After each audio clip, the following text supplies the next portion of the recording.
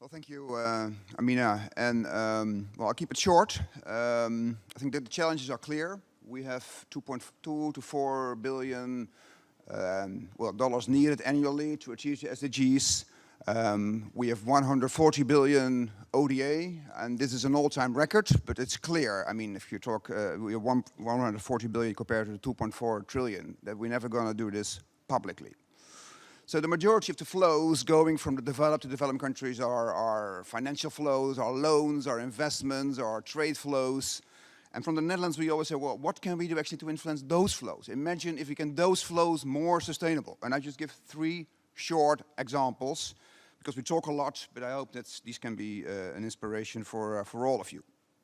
Examples both from the Netherlands as examples from our work as a donor. Well, first, last year, our central bank formed a platform for sustainable finance to promote and encourage dialogue on sustainable finance in the Dutch financial sector. Pension funds, insurance companies, banks. So what they, for instance, do, they develop a set of indicators to measure really the progress on the SDGs. And the UNEP's work, and it's a pity Mr. Steiner has left, has been really helpful in the design of such a sustainable finance platform.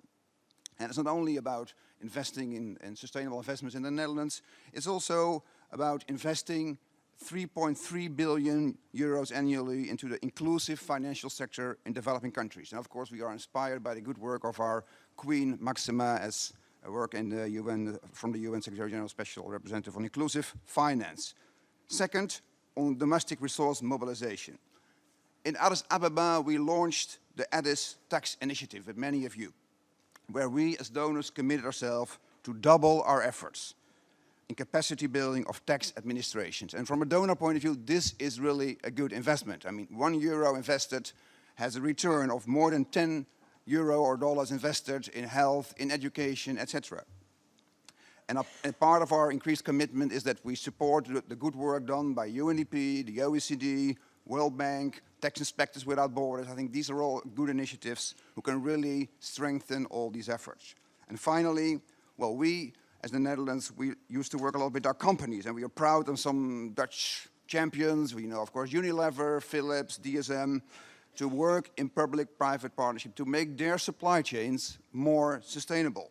Imagine if you get the millions of dollars of these supply chains more sustainable. And we do it all, of course, with UNCTAD. I'm very happy Mr. Kitoui is here, where we really work together on trade facilitation, on e-commerce, on better business climate. And in the Netherlands ourselves, we've made voluntary agreements with the business sector, NGOs, the government on certain sectors, on wood, on coffee, on gold, on textile, where we say, well, how can we work together to do a nice and good due diligence to see what are the risks in our supply chain, where we can work together, where we can use the knowledge of the UN, of NGOs, for our business sector to make them more sustainable. Thank you very much.